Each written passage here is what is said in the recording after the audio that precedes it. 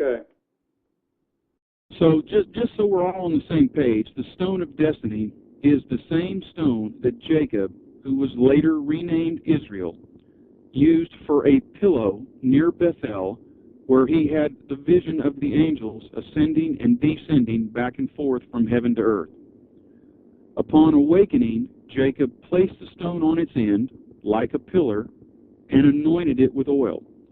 Jacob's pillar later became the seat or the throne of the Israelite people. And by the way, this is the same stone that Moses and the Israelites carried throughout the wilderness for 40 years after God brought them out of the land of Egypt. Now, years later, God made a promise to King David in Jeremiah 33, verse 17, that there would always be someone to sit on the throne of Israel, right up until the time when Christ himself will take his rightful place as the King of Kings. So the throne of Israel must exist today. Yahweh, or in English, the I Am, says so. After King David and his son, King Solomon, ruled over a united 12 tribes of Israel, the kingdom of Israel split into two separate kingdoms under the reign of Rehoboam, who was Solomon's son. The house of Judah, which was the southern two tribes of Judah and Benjamin, stayed in Jerusalem, using it as their capital. The other 10 tribes, which were the house of Israel, moved north, making Samaria their capital. The 10 northern tribes... I'm sorry, go ahead, please. I was just saying correct. Yeah, I'm just following along here. Yeah, the 10 northern tribes, which retained the name Israel, the house of Israel, also known as the 10 lost tribes of Israel, were taken into captivity by the Assyrians around 722 BC, and they never returned home.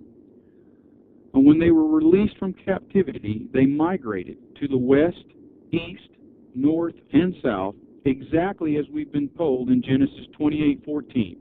And they came to occupy the isles afar off, as they're referred to in both Isaiah and Jeremiah, which are also known as the British Isles. The southern two tribes, the house of Judah, were also taken into captivity, but it was at a different time and by a different conqueror. Jeremiah, the Bible prophet, came to King Zedekiah in Jerusalem and warned the king that if he did not get rid of all of the fraudulent man-made laws that he was using to make himself rich and everyone else poor, and return to God's law, he would be destroyed. Zedekiah didn't listen, and in approximately 588 BC, King Nebuchadnezzar came and destroyed Jerusalem and took the house of Judah into captivity in Babylon. God always uses other countries to punish Israel for disobeying the law. Now, as a punishment for not obeying the I Am, the last thing that King Zedekiah saw before his eyes were put out was all of his sons being slain before him. He later died in prison in Babylon. So did the line of David end there? Was there no one to occupy the throne of David? Jeremiah had followed God's instructions and fled Jerusalem with the tender twig, and I'm talking about the tender one from Ezekiel 17:22, which was King Zedekiah's daughter, Tehaphnehes. Jeremiah and Tehaphnehes brought with them two very important artifacts: the Ark of the Covenant and the Stone of Destiny. They initially fled to Tanis, Egypt, and then they stayed there until God warned Jeremiah that Egypt too was going to be destroyed by Nebuchadnezzar and the Babylonians. Now at that point, Jeremiah and Tehaphnehes caught a ship, which by way of Gibraltar and Briogan, Spain, came to Mirazion near St. Michael's Mount in Cornwall, England. From there, Tehaphnehes was escorted to what is today Howth, Ireland, or Howth for those in the U.S. that might see it spelled that way. And they landed there on the 18th of June in 583 BC. And by the way, all this is carved in stone and The story in far greater detail could be found on JAH's website at jahtruth.net.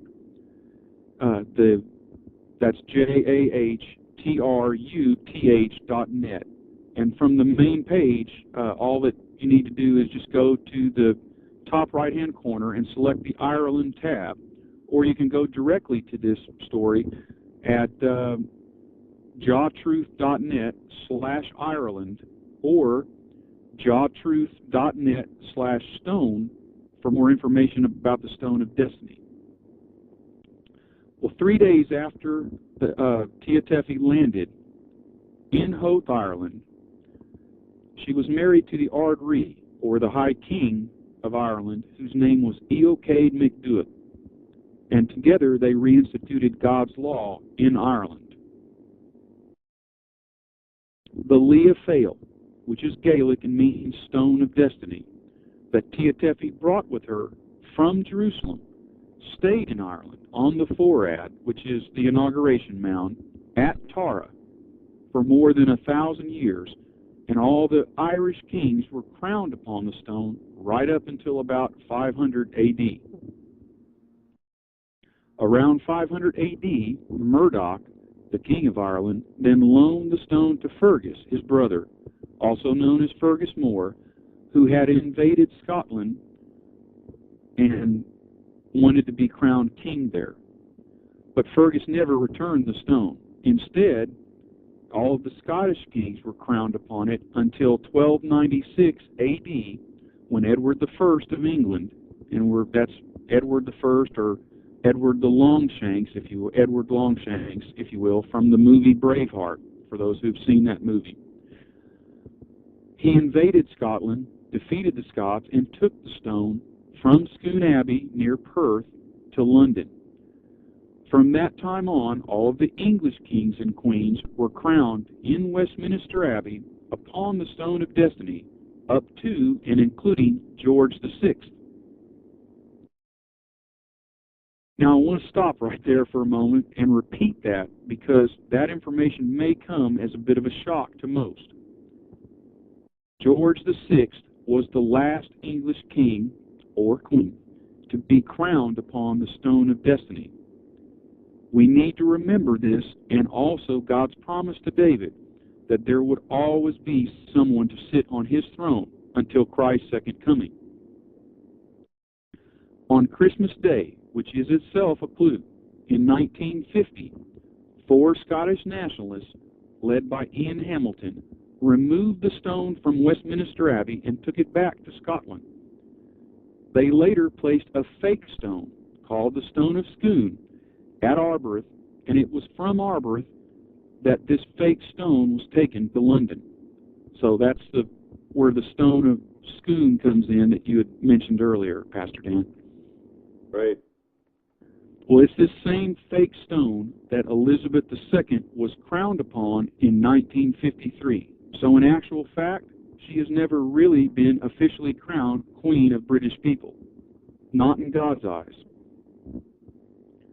Now, all of the Irish, Scottish, and English monarchs after 583 BC, including Elizabeth II, are descended from Eochaid and Tia Tephi, of the line of David and from the tribe of Judah.